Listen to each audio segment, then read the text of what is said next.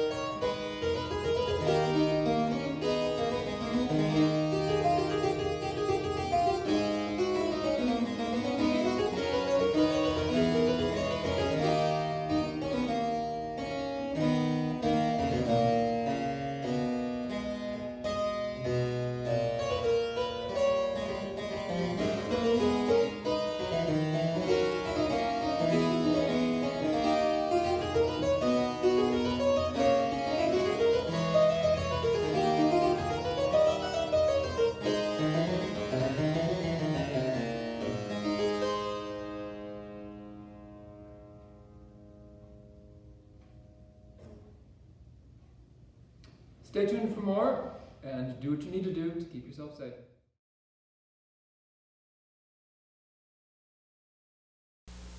Question. What drew you to playing harpsichord rather than just becoming a pianist? I was in the right place at the right time. It was pretty simple. I was in graduate school at Southern Methodist University doing an organ degree. And there was a great harpsichordist there as well, and I decided to study both. I went to Paris and studied some more, kept at it when I went to the West Coast to do a PhD. And here I am. I play it as much as the organ these days. But I started at the piano, like most people do, when I was 6 years old. My mother's a keyboard player, and so it kind of runs in the family. What made you continue to play harpsichord once you originally discovered that it existed? Because I really like the sound. I like the tactile feel of playing the instrument. I like the sound, and I love the music. Okay, so I see on this harpsichord there are 2 keyboards, and they're stacked one on top of each another. Yes. Why is that? What is it for? Is there a specific reason that they're there? All harpsichords were different in the 17th and 18th centuries. Some only had 1 keyboard, some had 2. The rare German instrument sometimes has 3 even, and pedals. So they can come in any shape and size. This just happens to be a French model from 1707, a reproduction from 1991, that has 2 keyboards and 3 sets or 3 choirs of strings. So 2 keyboards that replicate each other exactly, which operate these sets of strings, which the pins, they're holding the ends of the strings here. So 1 set here, 1 set here, and another set here. These 2 sets play unison notes, so the same pitch. This set of strings is only half as long. They go to this endpoint versus those endpoints for the other 2. So that one plays an octave above, as opposed to that note. You can use them by themselves. You can couple them together by pushing in what's called a shove coupler at the end of the keyboard, which means that you have a kind of ghost on the top keyboard, because those key levers will go down so that the jack goes down and plucks the string while I've got both manuals coupled together. And the action, this is where the business of the harpsichord happens. When I depress a key, the key lever goes underneath this area, and it pushes a wooden jack up. On that wooden jack is a tiny piece of goose quill that's made to fit this particular tongue and jack, and shaved and oiled regularly. I oiled them just a couple of days ago, actually. This is required every 3 months or so. And a little piece of felt that's a damper. So when I depress the key,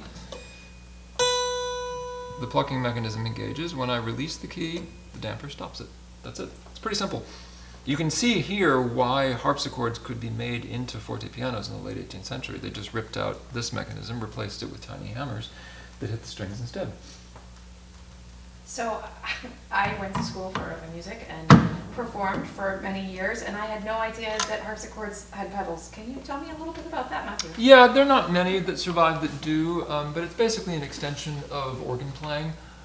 Because organists, of course, for years had instruments that were in cold, unheated churches that were somewhat impractical for practice purposes. So if you really wanted to learn your trio sonata at the organ, or a big prelude and fugue or something, and you needed to practice the pedals, clavichords sometimes had pedal mechanisms, harpsichords sometimes had them as well. Even pianos had pedal mechanisms in the 19th century.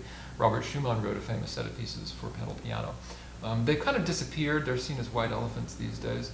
Only organs typically have a full pedal board anymore, because it's really integral to organ playing and to organ literature. It's not so important for a harpsichord. They're basically just a distraction, and something that's a once in a blue moon experience. You might encounter an instrument like that, but that's it. The real question is, why don't you have an organ in your house? I would need a bigger house.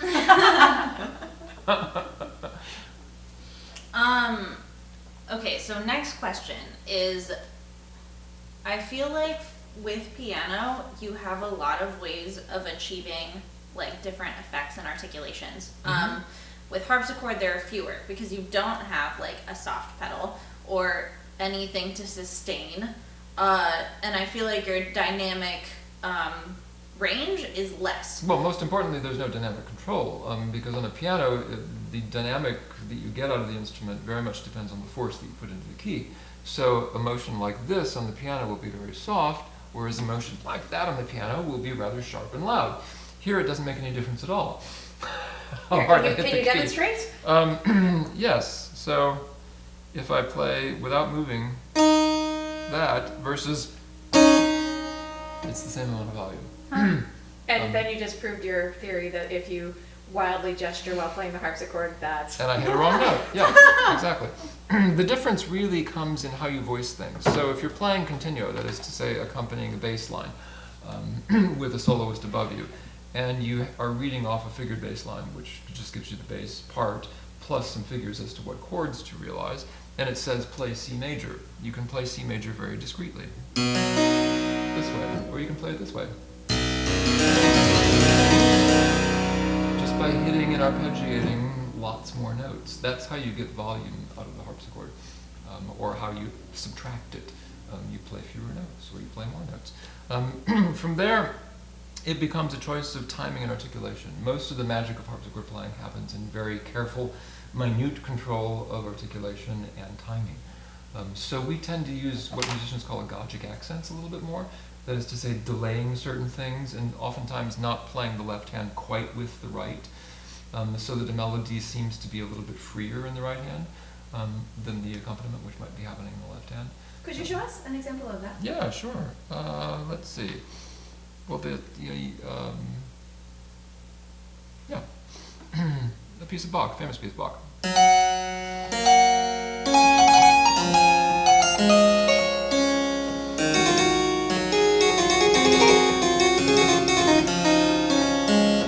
It's the aria from the Goldberg Variations. I'm not trying consciously to play together on the second beat of the first bar, but instead I'm letting that second beat get a little bit staggered so that the right hand emerges in a bit more high relief, because that's where the melody is.